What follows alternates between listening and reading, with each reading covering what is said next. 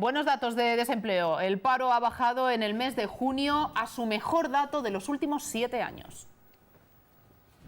El número de parados bajó en 124.349 personas en junio, su menor nivel desde septiembre de 2009, hasta situarse el total de desempleados en 3.767.054 personas. Esta bajada del desempleo, la cuarta consecutiva tras las de marzo, abril y mayo, es el segundo mejor registro en un mes de junio desde 1996, solo superado por el recorte experimentado en junio de 2013, cuando el paro bajó en más de 127.000 personas.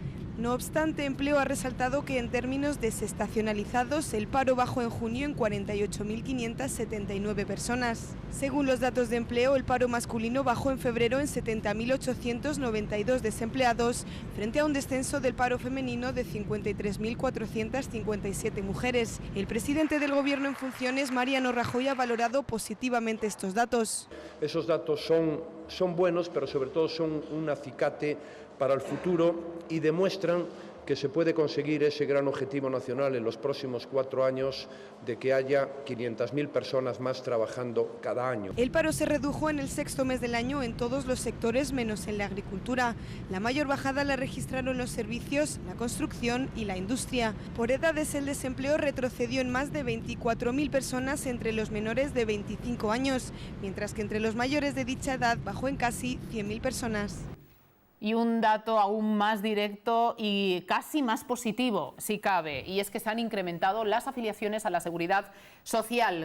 Además, fíjense, se ha contabilizado el mejor mes de junio de los últimos 10 años. Mientras vemos una imagen de la evolución para contextualizar y así ver reflejado en un gráfico o reflejada esa tendencia, como vemos, tan positiva en relación a los últimos años, nuestro economista Claudio nos interpreta el dato. Creo que en este caso no cabe, ¿no? Discrepancia. Yo creo que en fin, que tratar de criticar estas cifras o de no ver algo bueno en ellas, pues es no estar muy en la línea de la realidad, ¿no? Y yo iba a añadir precisamente lo que tú acabas de decir a toda la información que estaba saliendo en el corte y era un dato muy importante, que es el incremento, el mayor en 10 años, del número de afiliados a la Seguridad Social, que es lo más importante porque al final eso es lo que hace la caja que permite pagar el paro, la Seguridad Social, las pensiones y en fin, yo creo que se puede decir que el empleo es precario, que no es de buena calidad, pero los datos están ahí y son positivos claramente, vamos. ¿Alguna opinión diferente? Pues sí, Antonio. que el dato podría ser mucho mejor si se contase a los 50.000 docentes que dan de baja finalizando el mes de junio, ¿no? O sea, tendrías ahí. Ahora entró esta normativa que a los interinos los mandan al paro al finalizar el curso, hasta septiembre. Bueno, yo solamente, abundando en lo que acabas de decir, estudiado los datos del paro de este mes, desestacionalizados, quedarían todavía 56.000 altas en la Seguridad Social. O sea que, incluyendo lo que tú has dicho. Bueno, pues compañeros, vamos a adentrarnos en cuestiones mucho menos amables. De hecho, tenemos que seguir hablando del terror, de los atentados que estamos de manera casi ya constante en las últimas semanas viviendo en diferentes países. Han sido objetivo en los últimos días Bagdad y también Arabia Saudí. Fíjense, un ataque del ISIS que ha matado cerca de 200 de personas, incluso una cantidad superior de iraquíes que paseaban tras romper el ayuno han resultado heridos. Y tan solo unas horas después, nuevo objetivo ya con el ensañamiento que estamos sufriendo y que están sufriendo en los diferentes países. Volviendo un poco también al comentario que hicimos en el programa anterior, Claudio no nos acompañaba, pero estuvimos aproximándonos ya al fenómeno del terrorismo islámico, casi como aperitivo del programa especial que volvemos a recordarles, en el que estamos trabajando y que dentro de poquito podremos ofrecerles, monográficos sobre terrorismo islámico, para intentar entender aún más o un poquito, porque hay quienes ni siquiera pueden llegar a los inicios en esa comprensión de las causas del terrorismo. Intentaremos nosotros, bueno, pues buscar algún porqué, si es que puede concebirse, y también, bueno, pues ese modus operandi, quiénes son los actores de estas masacres. Vamos a conocer al enemigo al que nos enfrentamos y las posibles soluciones, si es que existen. Ya les anticipo que no son tan fáciles. De momento, más terror esta semana, compañeros, ¿cómo lo habéis vivido? No puedo ni imaginarme la sensación que deben tener los iraquíes de bien, que seguro que hay muchos, Hombre, la mayoría. estando sometidos al rigor de una banda de fanáticos locos desalmados, que son los de ISIS y los del Daesh, y sigo opinando lo mismo que siempre, es decir, esto se arregla con fuerzas terrestres, armadas hasta los dientes, una coalición internacional y a por ellos. No hay solución con esta gente, es decir, van a atentar en Irak 200 personas, pasado mañana pondrán otra bomba en Francia, nos pondrán otra en Madrid si seguimos así. Es decir, yo creo que esto requiere una emergencia, una urgencia militar internacional, una reunión de todos los países, un compromiso de finalizar con estos tíos, al precio que sea. Tendremos que dejar gente en el camino y a por ellos. La Fuerza Armada, evidentemente, se hace necesaria, pero no es la única. Tiene que ir acompañada de otras medidas, porque lo que hay que atacar es el problema en el origen. O sea, hay que acabar con que se les enseñe, se permita que se siga enseñando el fanatismo. Pero Fernando, o sea, eso requiere años de... Pero por eso digo... Y pero mientras tanto la gente muriendo. Sí, pero el problema de la acción armada es que crea, en el fanático, crea más ansia de venganza y más locura. Es un órdago y hay que ir a por ello. Sí, pero si yo no, o sea, yo reconozco que una de las medidas que hay que tomar es la armada, pero tiene que ir siempre acompañada con el ataque al origen del problema, que está en esa enseñanza del fanatismo. Mira, la lucha contra el fanatismo es algo que requiere muchos años, muchos. Es decir, no se va a solucionar ni en 10 ni en 15 años la lucha contra el fanatismo. Lo que sí está claro es que la lucha armada tiene que ser, es en este momento, la única arma que tiene la civilización. Lo que pasa es que entre las fuerzas que tienen que unirse para atacar al Estado Islámico hay disecciones entre ellos mismos. En el especial que vamos a hacer, vamos a explicar cómo las tropas que atacan el sur del Daesh, que son los países aliados de Alemania, Estados Unidos, Inglaterra y Rusia. Entre ellos ya hay piques de que hasta dónde llego, dónde no llego. Y en el norte ya es el ataque que tendrían que hacer los turcos y los kurdos, enemigos acérrimos entre ellos mismos. Eso hace que haya ahí una disensión que verdaderamente no logran ponerse de acuerdo. Tienen que reunirse todos, es muy difícil por las circunstancias, pero voy a poner un solo ejemplo. El ejército turco consta de 1 millón de hombres.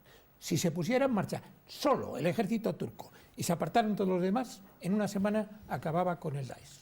Bueno, de todas formas, hay dos temas o dos cuestiones que quiero añadir a lo que tú dices. El ejército turco, como tú dices, está en manos de un gobierno islamista, punto uno, porque Erdogan se declaró islamista y además el carácter laico que creo que tenía la República Turca se perdió.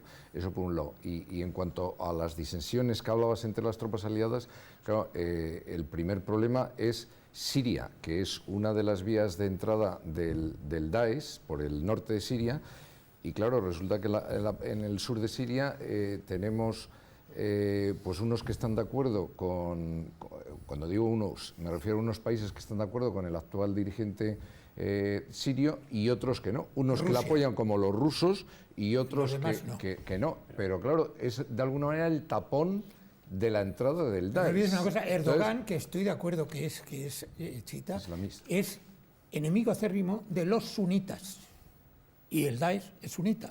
Es decir, más que Bueno, ese tema hay que hablarlo porque tú sabes que la principal implantación suní está en Arabia Saudí. Y Arabia Saudita es uno de los países en ese sentido menos radicales desde el punto de vista... Sí, pero no está en este conflicto. Directamente no está implicado. Y sin embargo Irak y Siria son sikhs. Entonces, ese no es un tema fácil de entender. Yo creo que el principal problema es aclarar definitivamente, que las tropas aliadas se aclaren definitivamente si apoyan o no apoyan el gobierno que hay en estos momentos en Siria, y que eso supone el tope del Estado Islámico en estos momentos. Pero si los aliados aceptan no eliminar al actual líder, Assad. Fernando quería también... Simplemente deciros que no hay que irse tan lejos. Si en España tenemos algún que otro grupo político que no es que lo justifique, pero que tampoco lo condena. No ha firmado, o sea, que no hay que irse muy lejos. Aquí en España Podemos, tenemos... Por ejemplo, no ha firmado el partido anticapista. Yo no he dicho Podemos, pero vamos.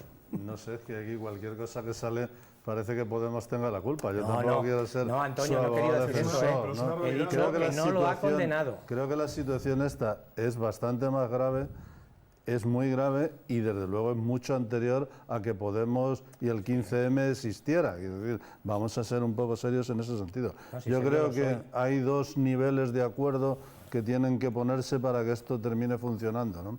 Y el primer nivel de acuerdo es de la generalidad de la ONU y de la generalidad de los estados que tienen intervención. Pero y el segundo nivel de acuerdo, a mi modo de ver el más importante, es el contexto de la zona. Quiero decir, los países de la zona o ellos se ponen de acuerdo para erradicar la violencia porque a todos les llega, o esa violencia no se va a acabar. Y luego ahí están las ramificaciones, que no es solo terrorismo allí, sino que estos, en tanto en cuanto es un cierto terrorismo ideológico religioso, pues actúan también en los países occidentales, como estamos viendo, que hay otra manera de cortarlo. Yo, en resumen, diría que las propias querellas internas de los aliados evitan el tomar las decisiones Totalmente de definitivas que podrían solucionar el problema a corto plazo. Bien, pues compañeros, avanzamos en los minutos que restan de programa y tan solo ponemos, en este caso, puntos suspensivos al tema porque insistimos por la gravedad de la cuestión, la importancia de esta realidad. La trataremos con el tiempo que merece, la profundidad necesaria y con expertos extraordinarios que se sumarán a estas opiniones también cualificadas de nuestros compañeros. Pero nos vamos a Cataluña para analizar nuevo caso de corrupción. La administración local paralela, así se ha conocido, que ahora salpica a Puigdemont. A ver, Carlos, ¿qué es lo que está pasando con este entramado de empresas relacionadas que finalmente, a pesar de que el propio Artur Mas ha querido excluir a Puigdemont, ha querido incluso exalzar la transparencia de su gestión, pero está apuntándole de manera muy directa? No olvidemos que Puigdemont era el alcalde de Gerona. Y en Gerona hay tanta corrupción como hay prácticamente en toda Cataluña en este momento. Se podría llegar a decir que Cataluña en este momento es una región sin ley. Es decir, desde el momento en que los altos directivos no cumplen las leyes, es decir, los altos ejecutivos no cumplen las leyes, viene todo en cascada. Precisamente ayer o antes de ayer, el fallo del Constitucional acaba de tirar por el suelo todos los pasos que habían dado hacia la independencia. Ha fallado el Constitucional a favor de las estructuras, la aprobación de todas esas estructuras de catalanas, todas las estructuras que estaban iniciando para la independencia. Por lo tanto, se demuestra que si los altos cargos catalanes no cumplen las leyes, ¿cómo las vas a cumplir más abajo? Y Gerona era otro emporio de corrupción. Y por lo tanto salpica no por el puesto que tiene ahora, sino por el puesto que tenía cuando era alcalde. Porque el segundo suyo en la alcaldía ya está imputado 2 veces. La impresión que tenemos todos los ciudadanos, no sé si compartir la opinión, es que al final se ha generalizado la corrupción de tal manera en Cataluña que han convertido a la gente de bien en esclavos, entre comillas, metafóricamente hablando, de toda esta gente que se ha nutrido del dinero público desde hace muchísimas décadas, y el problema que tenemos los ciudadanos normales es que no vemos el fin por ninguna parte, porque cada día es un caso de corrupción nuevo, cada día son más ayuntamientos y todo al final vinculado con un partido político que se llama... ¿cómo se llama? Lo de Convergencia y Unión. Entonces, bueno, incluso en torno a familias completas, exacto, al margen de las instituciones políticas, exacto. porque hay un apellido que al final se sitúa como epicentro de iba todo, ese tema, pero al todo final el del día entramado. lo que queremos ver es una solución al tema, un final de la película esta de la corrupción estandarizada y extendida por toda Cataluña y no vemos el fin por ningún lado. Entonces, yo como ciudadano reclamo a nuestro gobernante, a nuestros jueces, a la policía, que lo hacen muy bien, por cierto, que trinquen a estos tíos y que los meta donde haga falta para que devuelvan nuestro dinero de curso legal y que paguen con la cárcel como paga todo el mundo. Al final la Pantoja va a ser una santa. Es la única que va a la cárcel y Mario Conde igual. No, y Messi también ahora y su padre. Messi no va a la Bueno, cárcel. pero no va a la Messi cárcel, porque en principio... Luego hablaremos de ese tema. No, que he mencionado algo en relación al fútbol y ya nos vamos a dispersar. Luego hablamos. De todas maneras, Fernando, permíteme solo un segundo. No somos nadie si no salimos en un tinglado de estos, ¿eh? No, sí, si tú quieres que te conozcan, mete la mano en algún sitio. No, como siempre hemos dicho en todos los programas, la policía yo creo que hace una muy buena labor, la Guardia Civil, los las Por brigadas cierto, nuestro especiales. homenaje, me vas a dejar que me sume. Sí, por Tengo supuesto. grandes amigos cada día más, miembros de los cuerpos y fuerzas de seguridad del Estado, y qué orgullo tenemos que sentir en este país de nuestros cuerpos de policía, de guardia civil y de ejército. Por más que le pese a alguno, es de los Mal que le mejores que hay en pese. el mundo, nuestras fuerzas y cuerpos de seguridad del Es tan Estado. sencillo como a ver a quién llamamos todos cuando tenemos un problema. Bueno, son los primeros que nos acordamos. Pero que iba a decir que lo que siempre hablamos, que la policía hace muy bien su trabajo, los juzgados se intenta, pero el problema es que por más que lo intentan, como están hasta arriba de trabajo, no tienen todos los medios que serían necesarios, y como son tan grandes las bolas que hay, que es como siempre hemos dicho, tú tiras del hilo y investigas a uno, pero cuando le tomas declaración resulta que otro, sacas a otro, y entonces se van haciendo unos procesos enormes con un montón de personas investigadas, al final imputadas, y ¿qué pasa? Que un procedimiento que a lo mejor tenía que haberse solventado en 3, 4 años, y estamos diciendo mucho, pues ahí tenemos lo de los seres, por Déjame ejemplo. puntualizar una cosa, No por, Sí, pero en cuanto termine, Carlos, Sí, le dejamos simplemente terminar y luego puntualizas. son bolas tan enormes que el procedimiento judicial o el sistema judicial español necesitaría una renovación importante para agilizarlo. Y en cuanto a las medidas, el Gobierno de esta última legislatura ha aprobado medidas nuevas para que esta gente, si tienen sentencia condenatoria, no condenarles antes ni en los periódicos ni en los programas de televisión.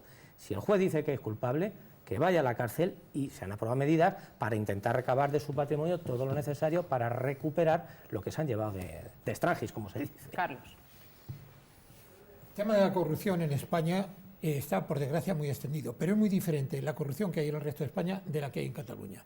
Porque el resto de España está viendo que la justicia está funcionando, la policía funciona, se detiene a gente, se toman medidas y se va atajando poco a poco y salen leyes. Sin embargo, allí los corruptos no entran en la cárcel, tienes a los Puyol, que están toda la familia metida en el tinglao, y no entra ninguno a la cárcel. La única medida que se ha tomado coercitiva contra la familia Puyol, de los 8 o 9 que son, es la retirada del pasaporte a uno de ellos una vez. Pues eso es cosa de los jueces, porque quien tiene la autoridad y la decisión para meter a una persona en prisión es el juez. Si el juez no lo mete en prisión, sus razones, yo como no conozco el proceso Claudio. no puedo entrar en el tema. No, yo estoy de acuerdo en parte en lo que dice Carlos, y que no se puede generalizar, porque después es curioso cómo hay zonas de España en las que es difícil encontrar casos de corrupción, como por ejemplo en el País Vasco. País Vasco no suelen surgir, Castilla-León no suelen surgir tampoco casos de corrupción. Y la vara de medir es absolutamente diferente, lo estamos viendo en el caso que tú citabas, y lo que es curioso es cómo muchas veces esas redes mafiosas son nacionales, es decir, están por encima de las autonomías. Hay una reciente operación llamada Térmica, que no solo coge ayuntamientos que han puesto los nacionalistas catalanes el grito en el cielo porque decían que si era un claro ataque contra Cataluña y tal, pero esas ramificaciones de la Térmica no solo estaban en Cataluña, sino también fuera de Cataluña, en el resto del territorio nacional, con lo cual, pues en fin, esto de la corrupción es que es muy difícil. Esto es casi como lo del Daesh, es muy difícil acabar con ello.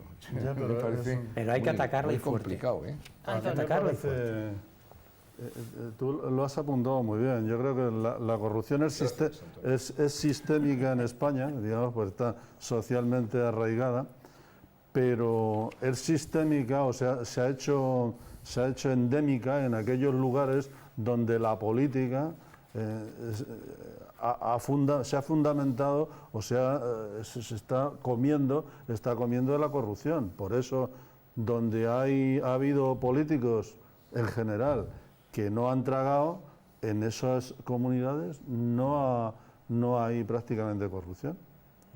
Y yo creo que la política es muy importante, que los jueces ataquen por ahí. Por ahí. Pues no hay tantas, ¿verdad? No sale a relucir en Castilla y León, en el País Vasco, seguro que en otras comunidades, en otras provincias al menos, pero no nos vamos a dejar el gran país que es el del fútbol, porque es la gran nación para todos vosotros. Y si hay un rey indiscutible, Yo voy a decir... es Messi. Una cosa A ver, también. espera que ni hemos terminado. Yo os tengo que dar una mala noticia. A propósito de algo catalán relacionado con esto. Vale, bueno, pues Antonio, vamos con ello, porque nos quedan de muy una poquitos monja, minutos y como además. sé que vais a querer tocar este tema y no es precisamente una noticia positiva en torno al deporte que tanto amáis, y es que finalmente Leo Messi y su padre han sido condenados a 21 meses de cárcel por un fraude de calificada textualmente extrema gravedad. Yo decía ver a la cárcel, efectivamente en nuestro sistema penitenciario es muy raro, salvo la Pantoja, muy raro que se vaya a la cárcel si no se llega a una condena de 24 años, 24 meses y un día, 2 años. No sería previsible, pero yo he mencionado a la Pantoja, insisto, no sería el primer caso que tuviera que cumplir una pena sin haber llegado a los 2 años. Bueno, no pensáis, ¿no? Que Messi... Yo voy a decir una cosa, se habla, y tú lo estás comparando ahora con el caso de Isabel Pantoja. No solo por la novedad del cumplimiento sin haber llegado a los 2 años y un día. Yo soy del Real Madrid, pero bueno, con lo cual no soy sospechoso, pero... No eres sospechoso. No, por lo que voy a decir, Messi ha ido devolviendo y ha ido pagando las multas Eso sí que es que le ha impuesto la agencia tributaria. Eso sí es excepcional. Os tenéis que recordar que Isabel Pantoja fue a la cárcel porque efectivamente tenía una condena por debajo de los 2 años, pero no pudo reunir la cantidad que le exigía como fianza o como fuese, no soy un experto, la responsabilidad civil. De responsabilidad, y no pudo reunir esa cantidad, no pagó. Sin embargo, Messi sí ha ido pagando. Pero porque la han pillado y es discrecional del juez. Y yo no creo, a ver, Antonio lleva pidiendo su turno de palabra. Esto ya sería una cuestión de análisis mucho más profundo, pero yo no creo que una cosa tuviera que ser excepción de la otra, sino al contrario, que se asumiera la responsabilidad penal, además de la civil, que debería ser de obligado cumplimiento. Eso de que como estoy pagando no tengo que cumplir prisión y como no puedo pagar entro en la cárcel, no sé hasta qué punto, ¿verdad? Entra en nuestro... Es que se habla que han puesto 22 meses de cárcel. 21 meses. 21. Pero hay una diferencia entre lo de Messi y lo de la Pantoja, porque la Pantoja, los fondos venían de dinero raro y el de Messi viene de dinero documentado. Quiero decir, o sea, él ha estafado Hacienda, pero el origen del dinero era... Bueno, en el caso de la Pantoja yo creo que también hay algo había, muy... Eso a propósito del juicio. Claro, el daño social de ser de donde supuestamente se defraudó el dinero. A veces lo mal que enjuiciamos. La monja esta catalana, que habla tanto, la monja Carán, se llama, la monja esa nacionalista, pues se ha exculpado a Messi, ahí lo está en Twitter. Y el Barcelona, a ver, chicos, rápido que nos vamos y Fernando quiere también, me parece, apuntar algo. Se alegró de que metieran en la cárcel a la Pantoja. Y a Messi, pues dice que a ver por qué, ¿qué hay detrás para meter a Messi? Simplemente cuando tú comentabas de que tiene que haber la responsabilidad penal, la ley es la ley y la ley se aplica a todo el mundo por igual. Entonces, si la ley te dice... Yo hablo en teoría, yo estoy hablando de teoría. Yo hablo en teoría. Todo el mundo por igual. No puedo decirlo porque quedaría feo, como tú siempre dices, que no podemos utilizar palabras malsonantes, pero en una película italiana se decía algo acerca de las distintas interpretaciones de una misma cosa, acerca de las opiniones. Luego las diré cuando estemos en privado, en sottovoce. Pero que si la norma dice que si tú no pagas la responsabilidad civil tienes que entrar, entras. Que a todos nos gustaría que todo el mundo entrara. Solamente 2 palabras. La última palabra la tiene el juez. Independientemente que las consideraciones que habéis hecho son exactas, el juez tiene el criterio y el poder de decidir si entra o no entra. Pero tiene tanta preocupación Messi que fijaos que ayer estaba su padre en el yate de Abramovich, no sé, negociando qué. Tiene una preocupación enorme, o sea, estos tipos tienen una preocupación por ir a la cárcel increíble. Hombre, no olvidemos que también en el mundo del fútbol, además de la calidad deportiva, y digo además, no en vez, seguro que muchos pensáis que debería haber utilizado la segunda opción, prima mucho, bueno, pues un poco la imagen, el glamour, el atractivo de la figura que se crea y el desprestigio que esto supone, el daño que esto va a hacer a la imagen pública de Messi, desde luego, bien no le hace. Tiene un problema con la Hacienda y había llegado a un acuerdo. Solo un minuto. No lo hay, Julián, no lo hay, me encantaría, pero no es posible. Compañeros, chicos, nos vamos. Señores, lo dicho, hoy edición un poquito más reducida, pero como ven, igualmente intensa y prometemos seguir aprovechándolas en próximas semanas. Les esperamos en otro programa de actualidad y espero que con todos vosotros. Muchísimas gracias por habernos acompañado un día más y que disfrutéis y seáis felices esta semana. Gracias, señores.